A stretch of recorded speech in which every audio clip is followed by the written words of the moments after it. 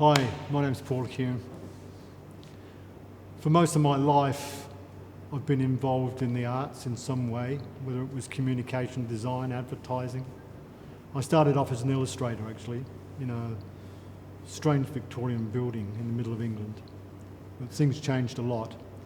But I certainly believe that art and design and the pursuit of something that expresses who we are as people has certainly sustained me in my life, and I think it's pretty important for societies to recognise that we need it, that we need expression of ourselves beyond bricks and mortar. We need something that expresses our love of nature or beauty or hope or emotion or connection.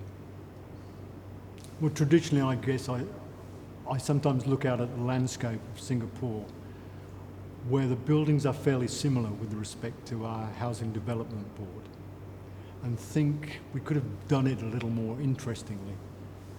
And Lee Kuan Yew, of course, himself famously mentioned that poetry is a luxury we can't afford. And I guess in a nation that was desperately trying to establish its identity, that was an okay decision. But here we are 50 years or more later. I think poetry, the arts, are essential to our humanity. I guess because I think art expresses, and I don't just mean painting and drawing, I mean the arts, I mean dancing, theatre, writing, poetry. The expression of who we are as people is essential to our lives. We don't live to become engineers, we live to fall in love, don't we? So if that's an important part of what it is to be human and to celebrate being human, the one place where we do both those things is in the arts. So when it gets declared as non-essential, I think it needs a little thinking about that it's actually far more than that. It's absolutely essential. It's essential to our health. It's essential to the recognition of who we are as spirits that exist in this dimension. Mary Beard, who was one of the spokespersons on the new Civilizations program on the BBC, she's also a famous philosopher and art historian, says that we are the art-making animals, that since the beginning of our existence, since we were able to walk on two legs, we began to express ourselves in pictorial forms and all kinds of mark making. And that's an essential part of what it is. We need to express our humanity. And where else do we see that? That is why we sing about love. That is why we write poetry about love. That is why most of our literature is concerned with being in love or finding relationship. It's essential to who we are. Significantly, the very first little figure that we have that's been discovered about 30,000 years ago is a little female figure that's pregnant as a celebration of the whole process of the continuity of our race, of our nature as Homo sapien. Well, I don't think we are moving away from art. I think it takes different forms. So I'd like to suggest that our enormous amount of time that most people spend on a streaming network like Netflix is actually viewing art. Moving pictures are art. Isn't that a good thing? But moving pictures are art. And people are discovering that along with the moving pictures, they need to absorb stories, because stories reveal, whether it's a Hollywood blockbuster story which has a predictable ending, or whether it's something more mysterious, it is still a story about what it is to be human. You know, the blockbuster seeks to unlock our longing to be heroes, our longing to be brave, our longing to make our world safe. That's what a blockbuster Marvel film does, I think, right? A movie like Star Wars seeks to uncover what it is to be human, what is the truth that underlies the truth of being human? Is there some spirit? Now, I'm a bit sceptical about some of those things, but it is very worthy to be involved in stories. And, Apple TV, Netflix are unfolding on a constant basis. It's the reason they have so many people paying their sponsors, their subscriptions, is because they want to listen to and watch stories. And we need stories to tell us the truth about who we are.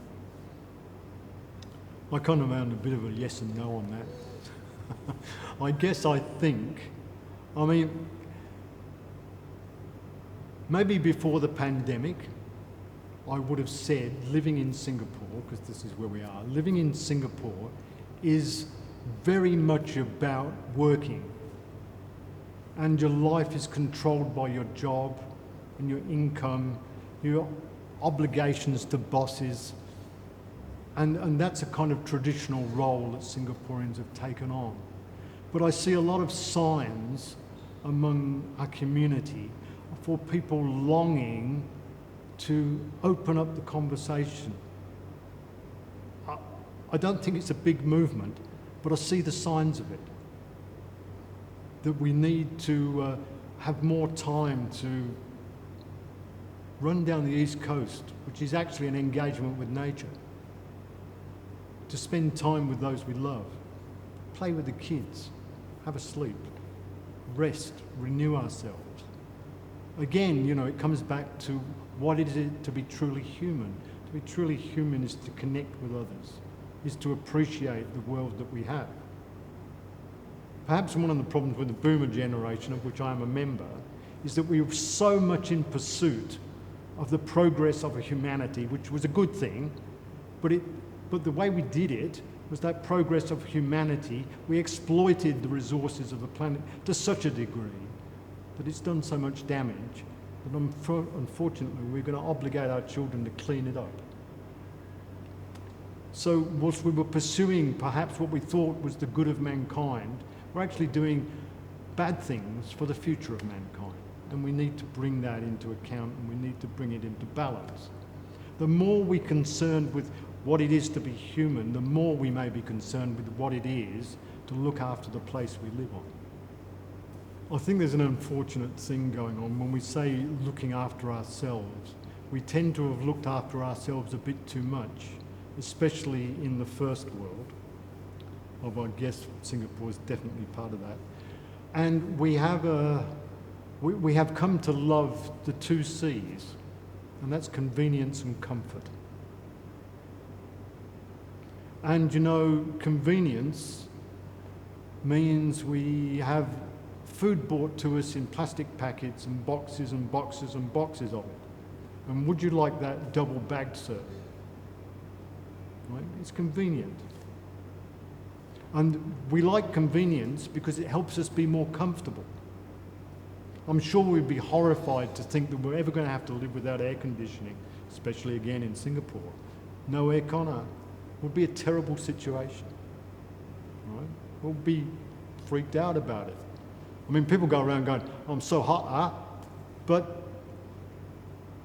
imagine without aircon. And we don't have to go back many years to that situation.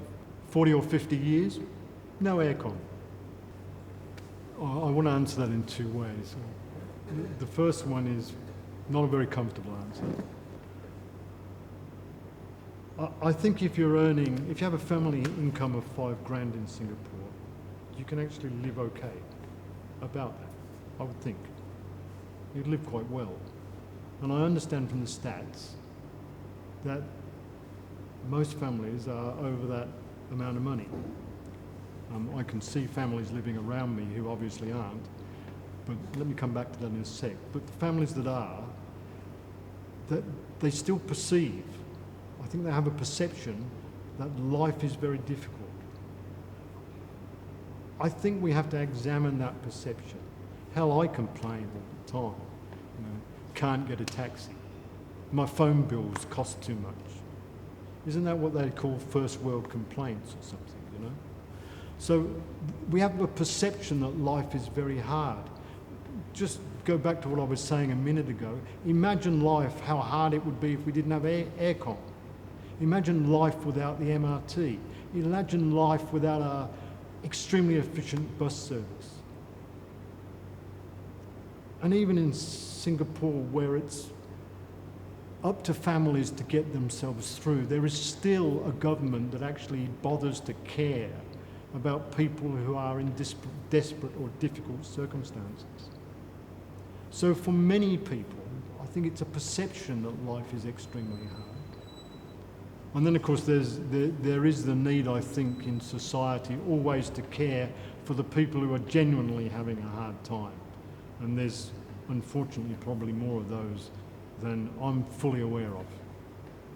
And they need our support, and they need our care, and they need the understanding, and it might be due to education or mental health or upbringing or family circumstances. People in those situations especially need the ones that can help to help, and to urge the government to do the same.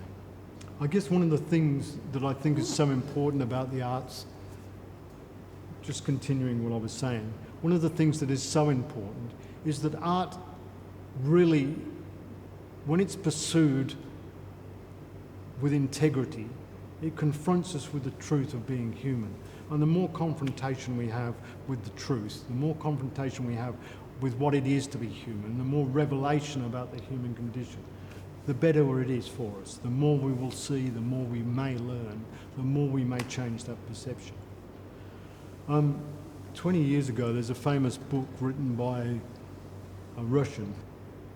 In the summary of the book, he's observing that those who believe absolutely in some ultimate cause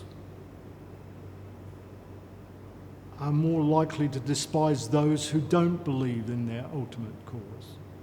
When actually the greatest thing we need to believe in, quoting the guy, the greatest thing we need to believe in is what it is to be human, and for the greatest cause to be the cause of protecting and caring for humanity. I'll leave it to your imagination to think what cause is. And we see it all around us every day and throughout history, and we'll see it in the future. Those that have some, and it may be that a dictator is his own most important cause, so he demands that you believe in him. And how does he enforce that you believe in him? Well, usually it results in some desperate and prejudice against the population. So I'm very lucky that my daughter went on to become, for a very short time until she had an injury, a professional ballerina. And when she was still a student, I was invited to a small country town hall just outside Perth in Australia to go to a performance by some students. Now at this time I was a CD managing director of an agency in Australia, and we were having a pretty hard time. When don't you have a hard time in advertising? So I was having a pretty hard time, and I had enormous back pain because I'd had an injury since childhood, enormous back pain. But I climbed in the car and I drove about 15 miles out of Perth to this, it's the middle of summer, so it's hot, and Perth in summer is hot and dusty, and this town hall, I don't think they'd cleaned it. And this is the place where the girls were going to dance, and there was a local ballet school, and the students had gathered and the parents had gathered. And I hobble in and I'm bent over a bit because my back is killing me.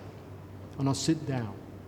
Now, fortunately, as I'm going to say, fortunately, my daughter was in the same class as some girls who had achieved very high level, and one of them went on to become the premier ballerina of the Australian Ballet. This is back in the early 90s. So we sit down, and then the music begins. And what is it? It's Tchaikovsky's ballet for Swan Lake. And then the swans. The swans appear, and they dance the pas de deux, and the pain evaporates from my life as I watch these girls transform this dusty, dirty hall into the Kirov Ballet. Of course, it wasn't really the Kirov Ballet, but it was pretty damn good. And that's how art can help you express your humanity, put you in contact with beauty, help your spirit to rise above our everyday perception of what it is to have a difficult fucking life or something. It's no coincidence that art in many forms, from collage to drawing to dancing to theatre, is used as therapy. So I would challenge people to not just procrastinate, but to actually make some art of some kind. Write a poem, go for a walk, take a photograph. Just do something that expresses you, expresses the human condition, captures what you see around you. It begins to move us on. When we engage with doing and making, with dreaming and seeing, we begin to shift our perception to the possibility that we can do things better, that the world can be better.